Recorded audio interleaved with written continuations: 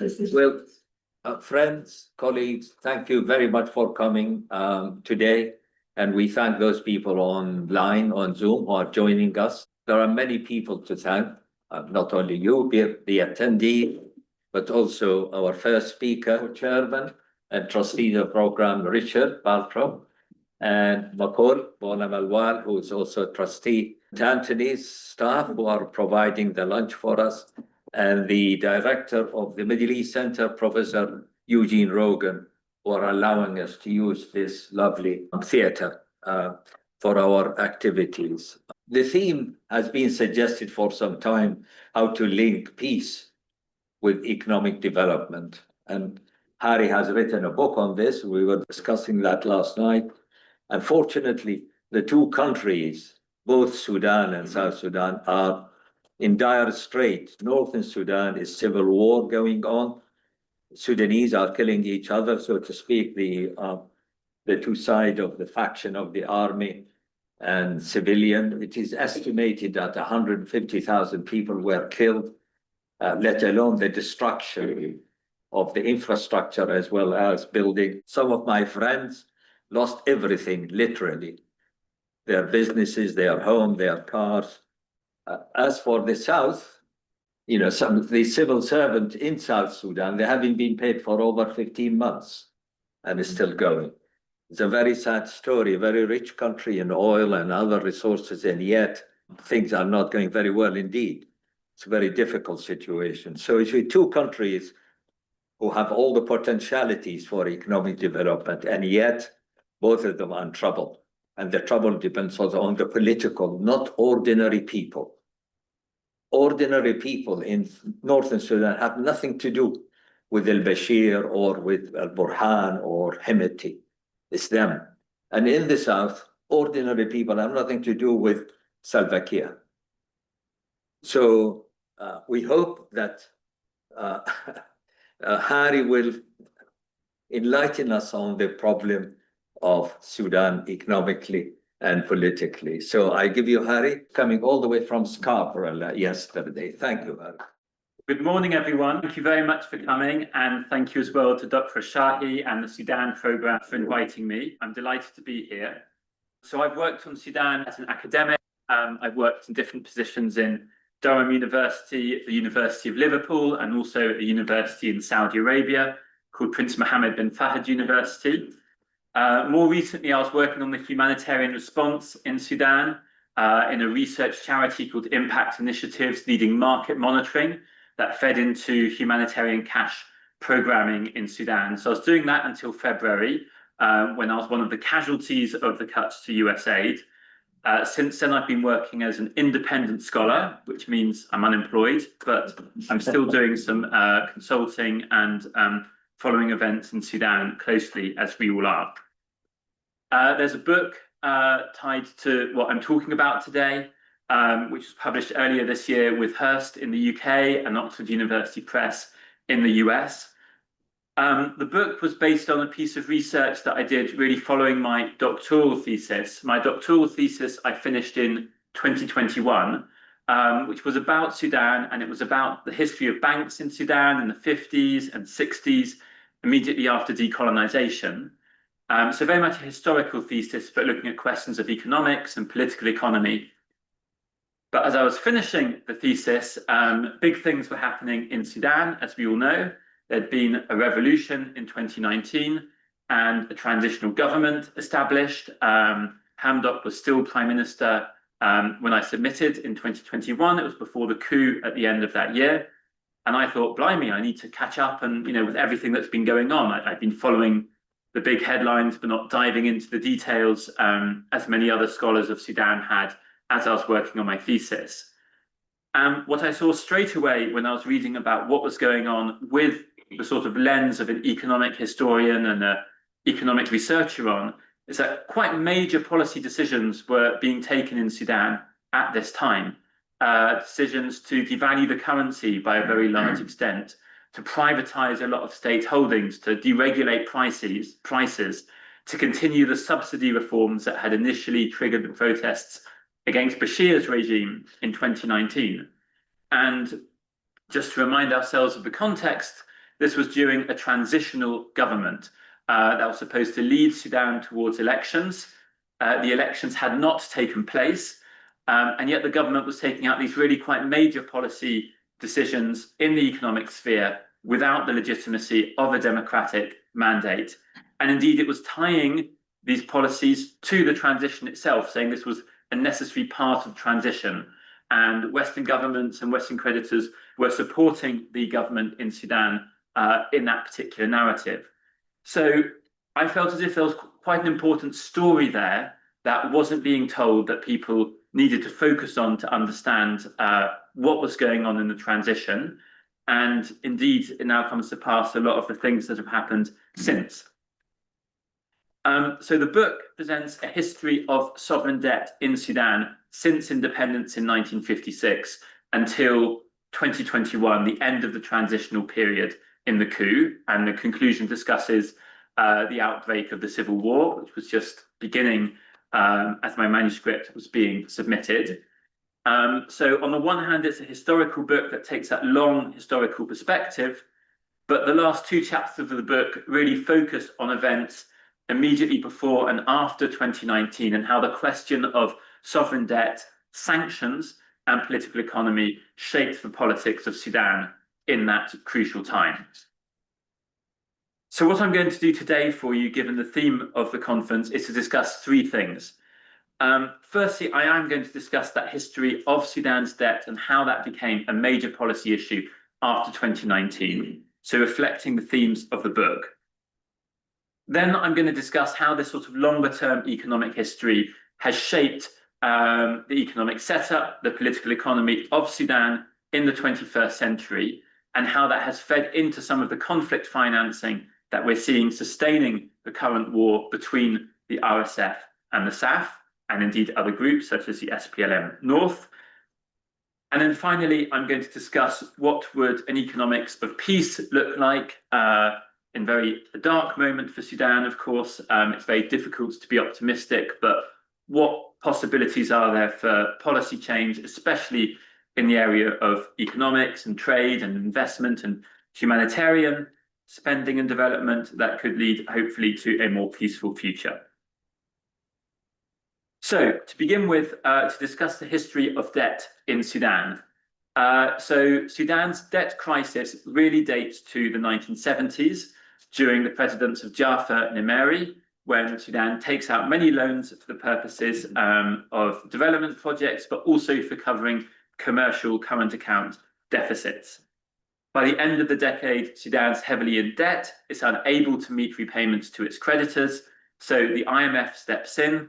Other creditors say that their refinancing agreements are conditional on Sudan reaching a policy agreement with the IMF. And then we see the IMF put together a structural adjustment program for Sudan that's very austere, demands budgetary cuts, price liberalizations, privatization, which occurs again and again and again, multiple occasions from 78 to 84, when Sudan defaults on its debt. Now, perhaps the standard way to explain this period in a lot of the scholarly and more popular writing on Sudan is to point towards the so-called corruption and mismanagement of the government in this period. And we hear those same two words used to explain what happens under the subsequent governments of Omar al-Bashir and the National Congress Party. But what I want to argue, and what I argue in the book, is that this is not enough. It might be correct, but these are moral explanations. They're not sufficient for analytical explanations. If the Sudanese economy was mismanaged by Sudanese governments, what would correct management have looked like? And why was that course not taken? Corruption can mean lots of things. Who's being corrupt? The big people on top, the small people at the bottom. So it's not enough. And the second thing that I really highlight in the book is that sovereign debt crises in this period are really not specific to Sudan. Egypt has a very large structural adjustment agreement with the IMF in the same year as Sudan in 1978. We see similar things throughout Africa, the Middle East, Latin America in the late 70s and the early 80s. In 1982, Mexico threatens to default on its sovereign debt, which triggers a Latin American debt crisis. And that's 2 years before Sudan's own default in 1984. And indeed, some scholars don't call it the Latin American debt crisis. They call it the Third World debt crisis, to emphasize the fact that this is really across many countries and regions. So that's something quite key, that we're not discussing something specific to Sudan. And we're perhaps doing Sudan a disservice if we write and talk about these economic crises in a way that suggests that all the fault lies with political elites and rulers within Sudan. So if this is a global phenomenon, then global and structural factors need to be identified. And very briefly, I think we can point at three things. Firstly, there's several sort of structural inequalities in the global economy. Countries in the global south typically export primary commodities to industrialized economies in the global north, and they import industrialized value-added products in return. So that's an unequal trade. Manufactured goods, value-added products, are often more expensive than the primary commodities going into them. And the price of primary commodities is much more volatile, leading to much more economic dislocation and periods of deficit that need to be covered with debt. So we see this in Sudan with a long-term decline in the relative value of cotton, its big export at the time, but we can see it with other commodities and other countries. So again, something not unique to Sudan. We've got two other moments we can point to in the 1970s when key prices in the global economy change. Firstly, there's a rising price of oil, dramatically rising price of oil, triggered by the 1973 Arab oil price shock in response to the Arab-Israeli war of that year. So that leads to a lot of extra money for Gulf Arab states, but much larger deficits for energy importers like Sudan. And of course, there's later oil shocks as well in 1979 following the revolution in Iran. Also in 1979, we have the Volcker shock in the United States when central banks dramatically increased interest rates in order to fight inflation in industrialized countries. But the effect of central banks in Europe and North America raising interest rates is it makes it much more expensive to renew a loan. So if you have a loan contracted with a private bank for 5 or 6% and you want to renew it for another term, you can renew it, but the interest rate is going to be much higher. So Sudan is faced with all of these problems, as are many other countries. And a key argument for the book is that Sudan's experience is a shared experience. What does make Sudan more unique is two particular events. Firstly, Sudan's default in 1984 when Sudan stops paying debts to the World Bank. Now, payments to other creditors can often get rolled over, renegotiated, but debts to multinational agencies, multilateral agencies, the World Bank, the IMF, are much more crucial because creditors collectively insist that those lenders come first in the order of creditor priority. They say, if you can't repay your loans to the World Bank and the IMF, you're certainly not going to do a refinancing agreement with us. They've got to come first to show that you're creditworthy. So Sudan defaults, and at the time, there's perhaps an expectation that this is temporary. A year later, we might do a new political package, a new economic package, we'll renegotiate the debt, and it will just be a temporary default. However, the economic crisis in Sudan triggers large protests against President Nimeri, the Intifada in 1985, a transitional government for a year and then elections. Sadiq al-Mahdi becomes prime minister, but then he himself is removed by a coup in 1989. So we've got a lot of political turmoil in the 1980s that delays the ability to strike a new deal with creditors. And the government that comes out on top from this instability in Sudan is the Islamic movement with the military in 1989 under Umar al-Bashir. And what's quite striking at the beginning of their period of rule is that even though Sudan has a very rich political scene with communists, Islamists, parties backed by Sufis, parties backed by Salafis, and everything in between, there's a consensus that shouldn't really matter in the economic sphere. And we've got extracts of quotations from the new Islamic government sending delegates to Washington, D.C. to negotiate with the World Bank, saying, look, we're really committed to this program of structural reforms, to liberalisation. We're serious. We're going to manage where Sadiq al-Mahdi and Jafar Nimeri didn't. So it's really a hope that they will be able to re-onboard with creditors in that way. But rather than this occurring, Sudan gets cut off from the world economy through a second major event, and that's the imposition of sanctions. Now, sanctions against Sudan begin in 1993, when the United States adds Sudan to the list of state sponsors of terrorism by the US State Department. Why? Because the new Islamic regime is hosting various militant Islamic groups from around the region within Sudanese territory. And this gets significantly strengthened in 1997 following an assassination attempt against Hosni Mubarak, president of Egypt, which is directly or indirectly linked to Sudan. So this is quite significant because in the course of the 1990s, what people at the time hoped might be a sort of temporary loss of love between Sudan and its creditors in the 80s turns into something much larger, much deeper, in which Sudan is cut off from the global economy. And that has all sorts of implications. One implication is that Sudan's debts to the West and to multilateral creditors have basically not been touched since the 1980s. But because creditors keep adding interest payments and late payment charges, these debts spiral beyond all proportion to the extent that their large size is now meaningless, as was discussed in the coffee a few moments ago.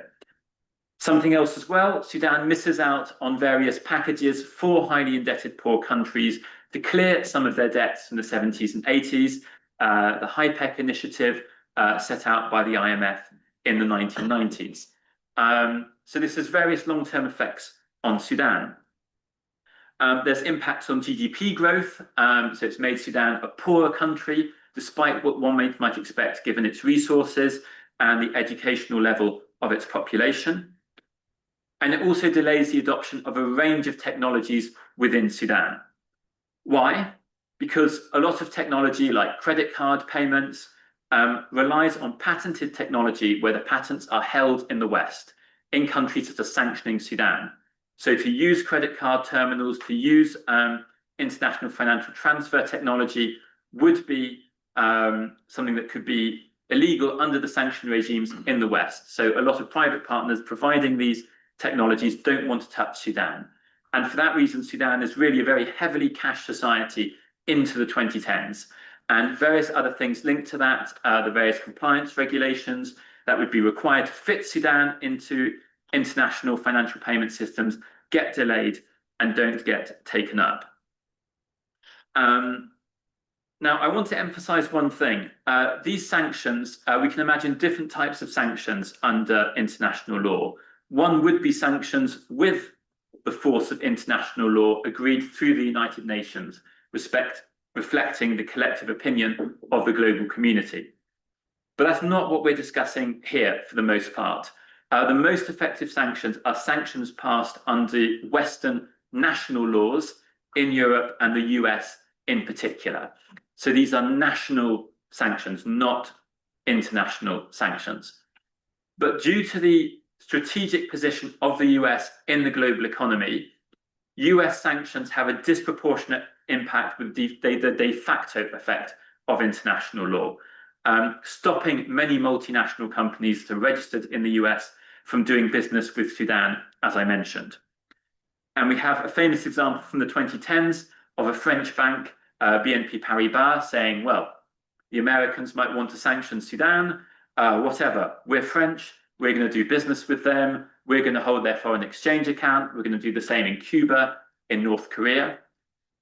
But what ultimately happens?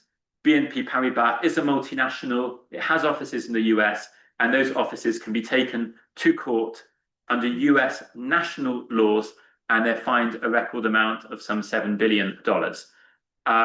So the US national laws have an effect disproportionate beyond the borders of the United States, and that deters investors from Sudan. Now, are sanctions effective? It depends what you think their objective is. They're clearly not effective at weakening or removing the regime in place. Al-Bashir was president of Sudan for 30 years, and we can see the same in other countries subject to long-term sanctions. Indeed, there's a case that sanctions strengthen regimes because it allows the regime to put forward a narrative of being under siege, under threat from the outside, and gives the state an ability to manage resources, to direct them towards its supporters and its allies, and to punish its opponents. Perhaps the aim of sanctions is to change policy within Sudan. And in that sense, it's more effective. That in the 1990s, there was a degree of ideological zeal within the Islamic movement and sincere ideological commitment. That's broken by the end of the decades. Hassan al-Turabi and the other political Islamists are sidelined by the military wing. And there's a period when the Sudanese government is really trying to tick various boxes for Western governments and Western creditors, bringing an end to the war in southern Sudan, allowing the peaceful secession of a third of the country, hoping with informal promises that this will lead to debt relief and sanction relief. But when that doesn't happen in 2005 and 2011, that's quite significant for strengthening the government's paranoia towards the West, towards Western NGOs and governments. And I think that's quite important in the current context, understanding how the Sudanese armed forces view outsiders and view the West in particular. It's not about endorsing that view or otherwise, it's about understanding how they see the world. So I'd now like to move on from discussing that sort of historical perspective to discussing conflict financing. One other point to close the reflection on sanctions. So a lot of the 1997 sanctions were lifted in 2017, and that did allow some large Western big businesses to come in, Canadian mining companies to prospect for gold in the north of Sudan. But the state-sponsored terrorism sanctions remained in place, and that continued to scare away a lot of Western investors who said, Sudan's not a rich enough market. We don't want to be accused of financing terrorism. We don't want what happened to BNP Paribas to happen to us. So the sanctions have a disproportionate impact. What someone I met, a businessman working in Sudan, once described as over-compliance, or him having to adapt to sanctions that did not exist because many companies say, we just don't want the risk, we just don't want the business. So the state-sponsored terrorism sanctions stayed in place into the transitional period. So let's build on that history now to discuss conflict financing. Well, Sudan has been cut off from the global economy since 1984 and the loss of access to credit lines, and since 1993 with sanctions. That's a long period of time. What happens? The economy adapts. Commercial and investment links with non-Western countries and countries in the region becomes much more important. China invests heavily in Sudan's oil production in the 2000s. But also we see the growing importance of the Gulf, what's called the suitcase trade of Sudanese traders traveling to the Gulf and bringing back consumer goods in their personal luggage allowance to sell within Sudan. Gulf investors in agricultural projects within Sudan and in financing to the Sudanese government. So if the West steps back, someone else is happy to take the place. Similarly, overland trading and smuggling routes linking Sudan through Chad, but also Libya especially, another heavily sanctioned economy that has adapted accordingly over the years. And we can see that within the geography of Khartoum, with the really blossoming importance of Souk Libya, the Libyan market in this period, whose name and position highlights the importance of the overland trading goods reaching Sudan from Libya. Someone's controlling all of this trade, someone's getting rich. On the one hand, it's people allied to the government who are given these contracts, but also the government's very happy to farm out parts of its statecraft, part of its business activity, as a technique for staying in power with very few resources.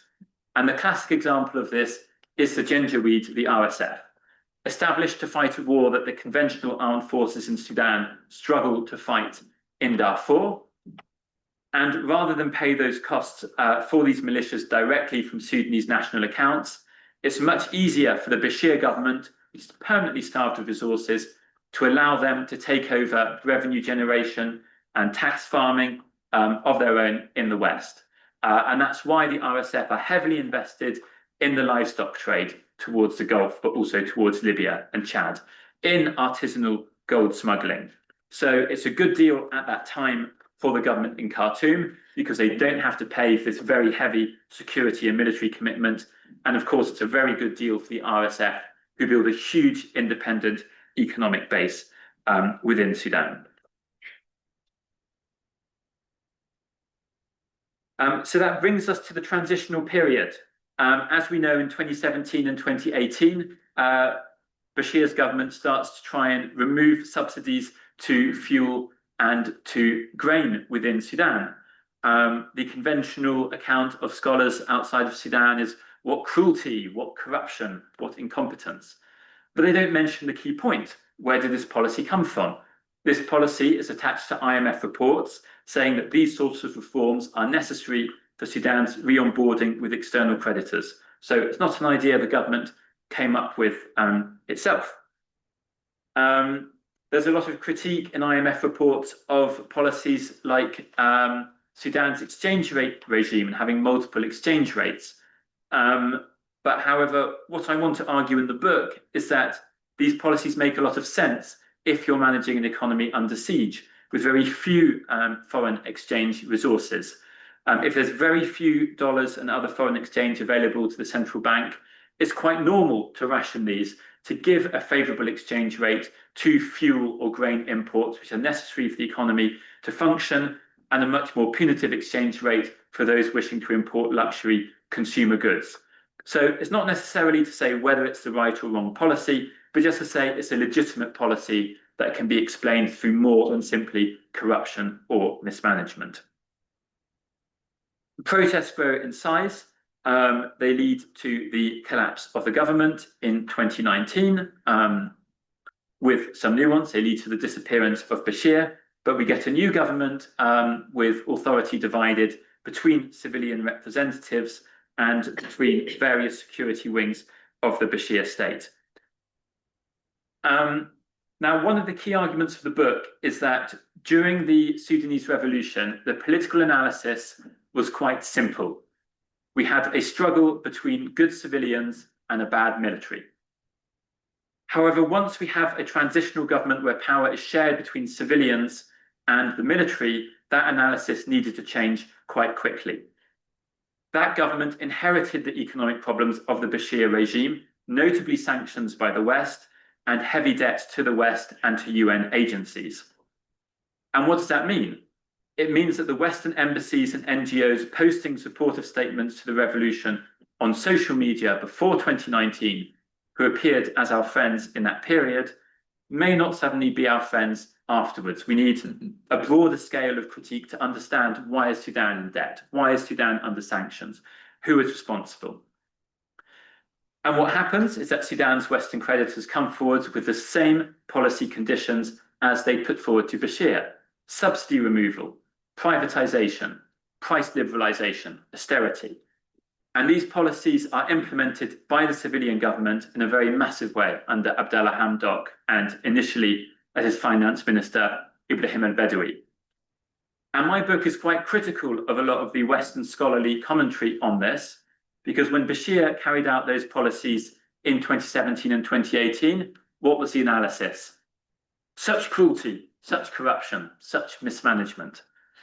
And then suddenly we get a government of Western, educated, English-speaking technocrats doing the same policies, and suddenly what bravery, what courage to seize the issue and push these reforms through the creaking old Sudanese state. So there's a degree of hypocrisy and inconsistency in the analysis there. And again, it's due to evacuating the history of where did the sanctions come from? Where did the debt overhang come from? And it's not just a question of a bad Islamic government being punished for their bad actions. There's a much bigger structural story to tell in the Sudanese economy and the global economy. So what happens, and there's one other question that I would very much like to have answered, and that's how was the decision made for Abdallah Hamdok and Ibrahim al-Badawi to be the representatives of the civilian movement in this period? They were seen as being above politics. They were seen as being competent technocrats. And for that reason, they commanded a consensus when they came in 2019. But those of us who are engaged in politics in our own lives, in our own countries, know to distrust the so-called apolitical technocrat. No one's really apolitical. So I'm really interested in this question. How did we decide that Abdallah Hamdok would be the leader of that movement? And indeed, to fast forward to the present day, Abdallah Hamdok is still present. He's still making interventions. The explanation at the time is, this is a man who's above politics. He's here for service to his country. He's a bureaucrat. That's an advantage, but it's maybe his limitation. He's a bit naive. If that's the case, maybe he would have left the political scene 4 years ago. So the fact that still his presence means there's some interesting political stories and connections that I think still haven't been fully unpacked. So what happens? 2019 to 2021, there's very strong economic restructuring taking place in the Sudanese economy, as I highlighted. This is a transitional government. It's supposed to carry out the transition for Sudan from military rule to elections. But these policies are taking place without elections having taken place, so without a mandate to do so. And moreover, the policies are being tied very explicitly to the transition itself, saying this is a necessary part of the transition. And Western creditors, Western think tanks, Western scholars are supporting that narrative. It undermines support for the government, and by the time we get to 2021, we see very large protests on the streets of Khartoum opposed to these policies. Various organizations like the Sudanese Communist Party, the Ba'ath Party, are withdrawing their support for these policies. I want to stop short of saying that these economic restructurings caused the coup or caused the collapse of the transition. I think that would be going too far and to be disingenuous. But I think it's part of the picture of what's going on by the time we get to 2021. And I think in particular, what I think a key constituency, a swing constituency between 2019 and 2021 that is not sufficiently analysed are the foot soldiers of the old Bashir regime, the people who have small jobs in the police, in the army, in the intelligence services. And a key moment in the 2019 revolution was when they refused to fire on protesters. So these people might have a role in the old regime, but they're doing it because they need a job or because they want a job. Maybe they believe in an Islamic project for Sudan. They might have private reservations about the corruption that they see. They might be corrupt themselves, but they're probably much poorer than most of us in this room. So many of those people could have, in my opinion, been brought round to support the transition in 2019 to 2021. And indeed, I think that was a crucial constituency, because a general who gives orders to soldiers who will not follow those orders has no power. But a general with soldiers who follows his orders has a lot of power and is able to crush an unarmed civilian movement, unfortunately. And I think there were several strategic errors that were made in that period. Perhaps a discussion around criminal prosecutions for the Bashir era. I understand the desire for justice for the generals. Perhaps more should have been done to reassure people at the base. They saw alcohol being legalized for foreigners in the transitional period, while the price of grain continued to explode as subsidies were removed. So alcohol for foreigners, but no bread for the Sudanese. And I think it's also a limitation of Western scholars, people like myself. When we go to Sudan, we meet many wonderful Sudanese people, both in Sudan and outside, but we're more likely to meet and know Sudanese people who speak English or who speak French extremely well. Wonderful, intelligent, principled people, but people who are not necessarily representative of all segments of Sudanese society. So there is an effort of imagination for those of us who are still learning Arabic and aren't fully fluent, to imagine what other constituencies in Sudan might think and feel. So I think that was maybe Harry, I am an exception to this rule. Yes. I'm very much in touch with the grassroots rather than with that. Yes, I'm saying this in the spirit of self-critique. It's something that I've had to think about in my research, but yes, it's wonderful. Excellent. So, no problem at all. So we get to the coup in 2021, as we know. There's an interpretation that's probably a correct interpretation that, you know, some generals, some members of the security state were always planning when they'd come back. So I don't want to overstate my case and say these economic policies caused the collapse of the transition, but maybe it was part of the context and maybe some key constituencies were lost. So let's now talk about the current war, the current conflict.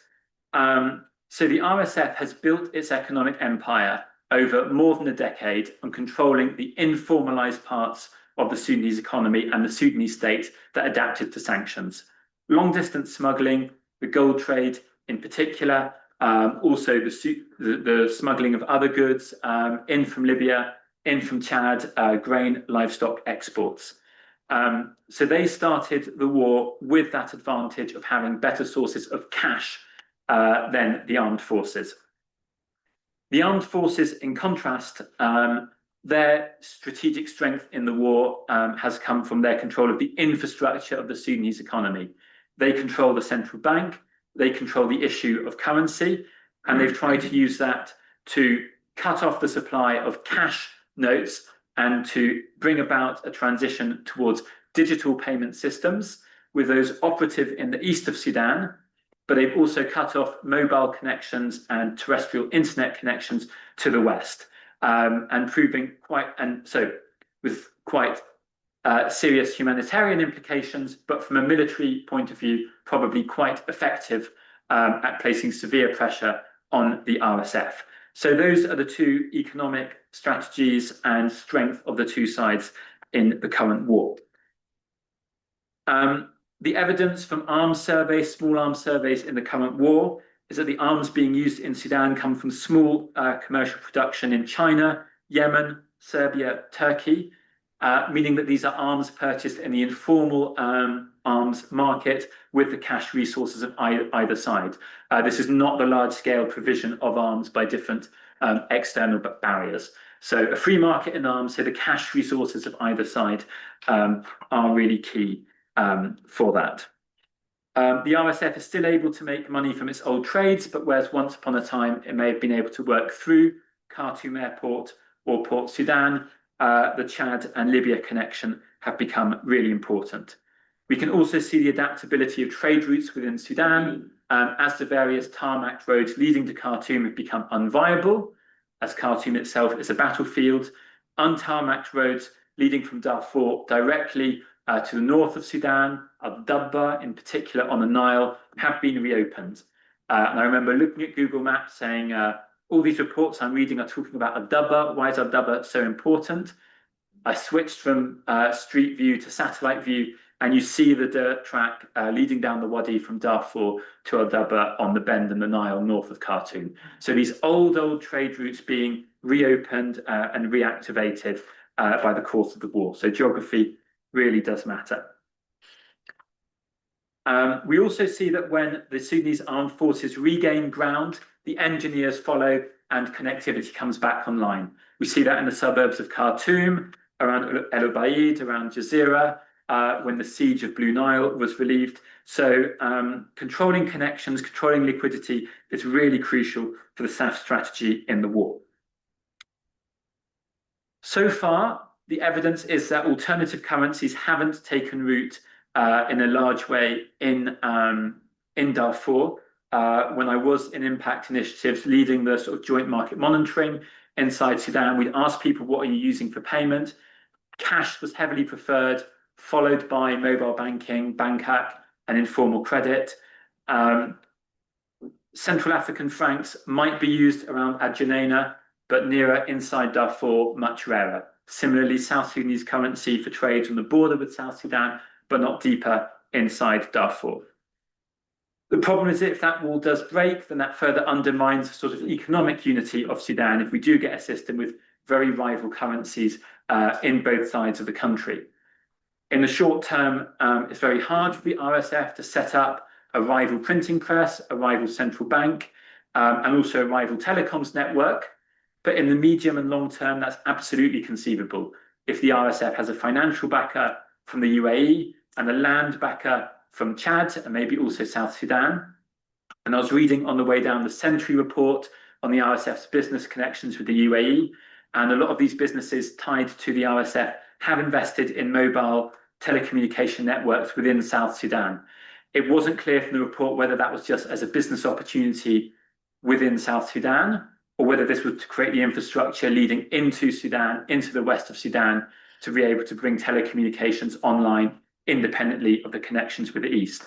So if that happens, it might make the liquidity situation much easier in the west, but again, it really undermines the idea of a unified Sudan that will have rival infrastructure networks, rival payment systems. I think the connection to Chad and the infrastructure investment going into Chad is something that is really worthy of further detailed research by those following the current conflict. 5 minutes. 5 minutes, excellent. So I'll conclude by imagining what an economics of peace would look like. Obviously, it's very difficult to think about peace at the moment. I think a lot of us are quite pessimistic. In a lot of my consulting work, I have to come up with recommendations that might facilitate cash transfers. I discuss those recommendations with the Sudanese key informants I talked with, and many of them want to emphasize, I think correctly, ahead of the detailed comments, the two larger points that are much more important. Firstly, quite simply, the need for peace in Sudan. That is the be-all and end-all for improved lives, the right to life within Sudan, the right to peace, and with that, a more prosperous and inclusive economy. Unfortunately, I do think that means speaking with both sides of the conflict. There is no one else to speak to. It's important, and I know there's lots of conferences that take place. I know people are critical of those conferences because very little seems to come out of it. I don't know what's going on behind the scenes, whether there is more of a sense of progress. Perhaps other people in the room do have better information on that point. But just those back channels between the RSF and the SAF and also joint forces, SPM North, are needed.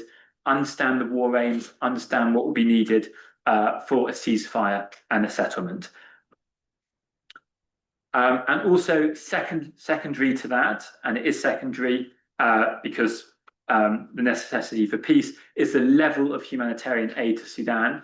I'm saying secondary because we don't want humanitarian aid to be an alternative to pursuing peace. We want the war to end, so there's no more need for aid. So simply the level of humanitarian aid. That's important in its own right to deliver cash aid and in-kind aid to affected populations, but people have really emphasized to me the importance of keeping markets alive. If there's money moving through Sudan, supply chains and the provision of food to marketplaces continues to take place. If money really disappears, those supply chains break down and there will be no food to be had. Due to the severity of conditions within Sudan, people are really thinking in a humanitarian context rather than developmental context about delivering life-saving aid. Of course, that's necessary. But if one were to think of broader market strengthening activities, I think support to the agricultural sector and food production would be really key. In peace times, farmers across Sudan rely on lending at the start of the cultivation season. They rely on capital goods, they're linked to the Agricultural Bank of Sudan. A lot of that has been lost. So being able to give financial support to farmers at the start of the season and perhaps a promise of demand, market demand for their goods at the end, could lift off food production again. The problem of liquidity is really quite major, especially in the west of Sudan. One innovative solution that I've suggested to that comes from Sudan's deep history is the use of grain as a payment system. So that was quite common in Sudan in the 18th and the 19th century, when international payment systems were based on gold and silver currencies, but gold and silver are quite scarce. So in peripheral economies such as Sudan, peripheral from the world's economy point of view, using grain for trade was really common in that period. And grain is great because you can subdivide it as much as you like. People know roughly what the value of it should be. And if all goes wrong, you can eat it. And that would incentivize as well the production of food. So I think that's an innovative solution in the field of cash humanitarian intervention. And it wouldn't undermine the national unity of Sudan in the same way as using foreign currencies in the West would.